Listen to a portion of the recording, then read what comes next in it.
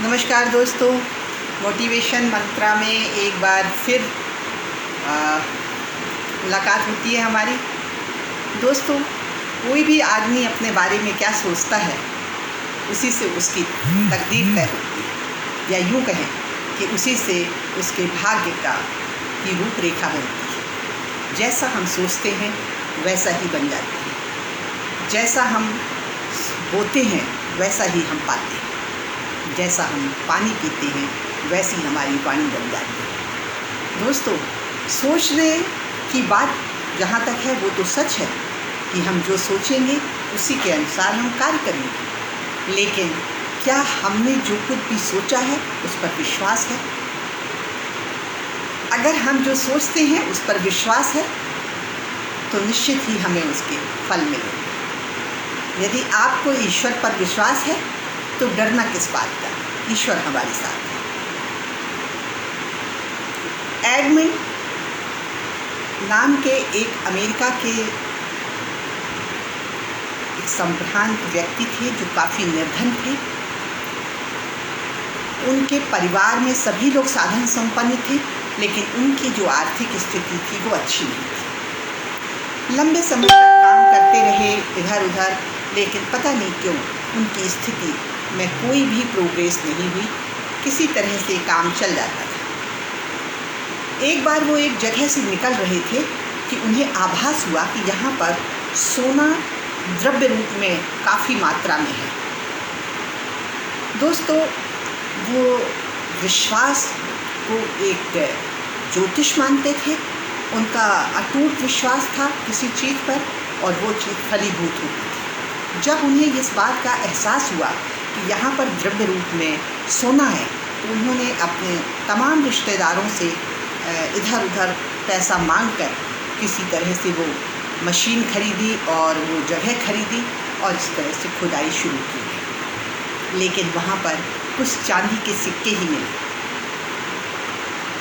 वो थक गए और उसके बाद कुछ दिनों के बाद इस दुनिया से भी चले गए।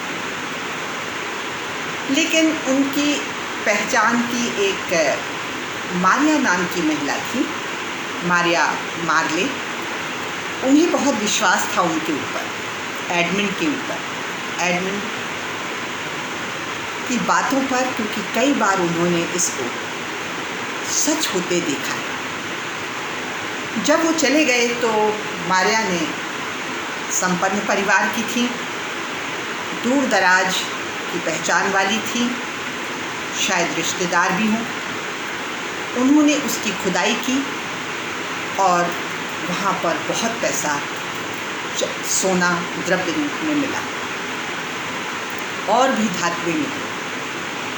उन्होंने फिर अंतिम वक्तव्य में मीडिया को बताया, थोड़ा घुमाकर बताया कि यदि विश्वास हो, विश्वास एक ज्योतिष है और यदि आपको विश्वास है किसी चीज़ पर तो निश्चित ही उसका फल आपको मिलता है।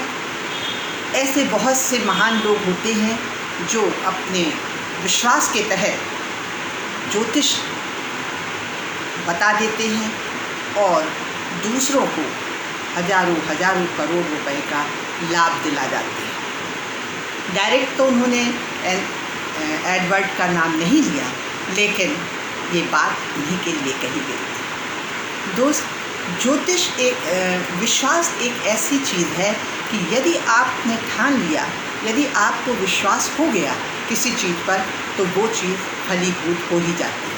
और एडवर्ड ने भी मरने से पहले कहा था कि अभी मुझे चांदी के सिक्के ही मिले हैं, लेकिन मुझे पूरा विश्वास है कि यहाँ पर द्रव्य रूप में सोना है।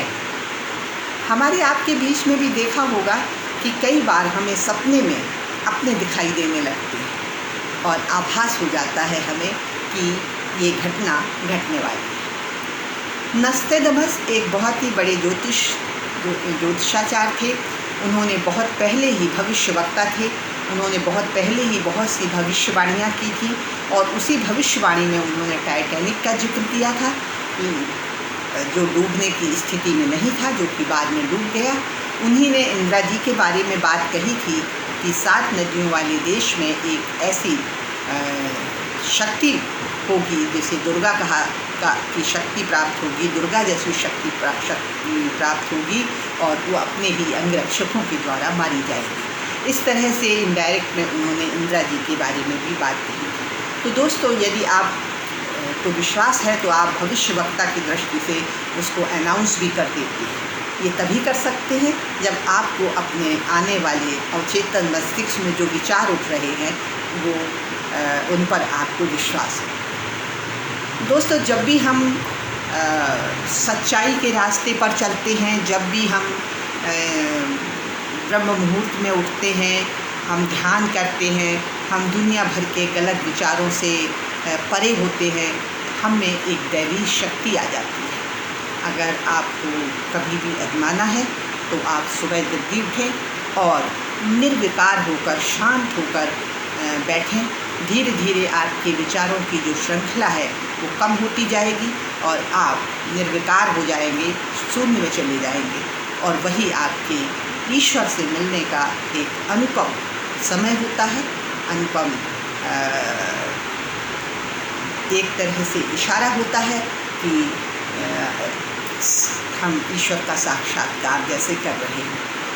उस समय हमारे दिमाग में जो बातें विचार आ जाते हैं, जो हमारे भावनाएं होती हैं, जो हम सोचते हैं, वो हमारा फलीभूत होता है। अगर आपको कभी भी ऐसा लगता है कि हमें ये चीज़ हासिल करना है तो आप एक कागज़ में लिख करके या एक पोस्टर के माध्यम से अपने कमरे में लगाइए और सुबह उठकर उसे अवश्य देखिए।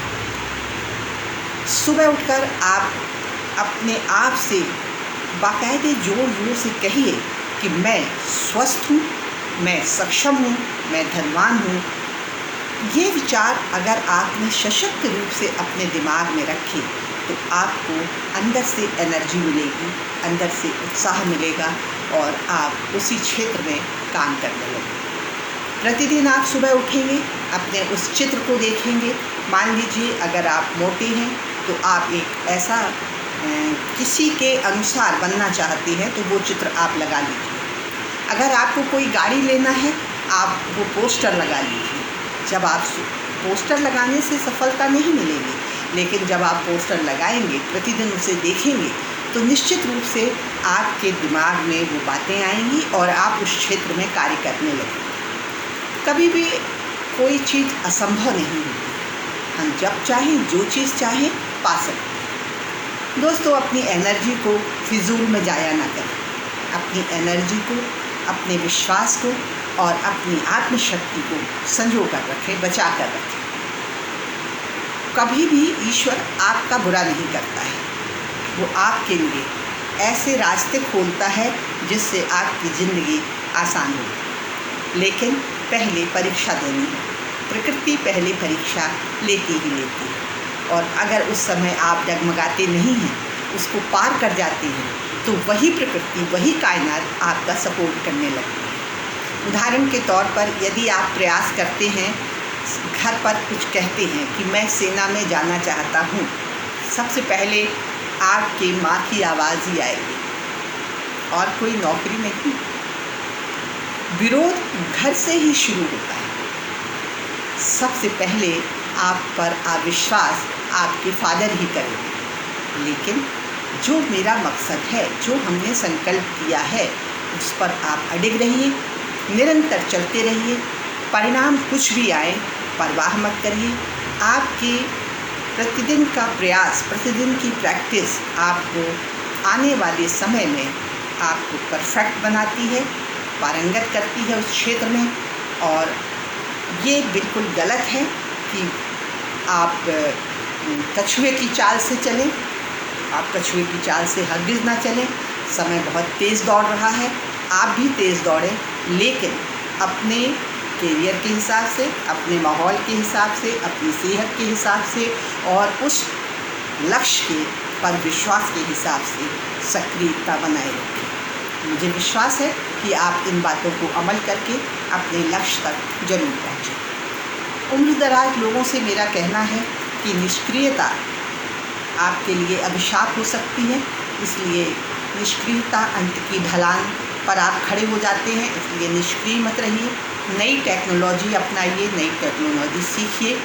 और ये विश्वास रखिए कि अभी मुझ में एनर्जी है, अभी मैं ये कर सकता हूँ, मैं सक्षम हूँ, मेरे लिए छोटी मोटी बीमारियाँ कोई मायने नहीं रखती। लेकिन सिर्फ कहने से काम नहीं चलेगा, आप उस क्षेत्र से संबंधित पूरे प्रयास करें।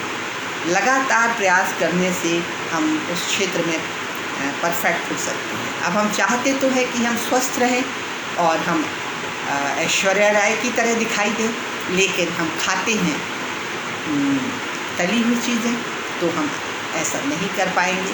बिल्कुल आपको भी, आपकी भी अंतरात्मा मना कर रही है, लेकिन आप अपने ऊपर कंट्रोल नहीं करते हैं।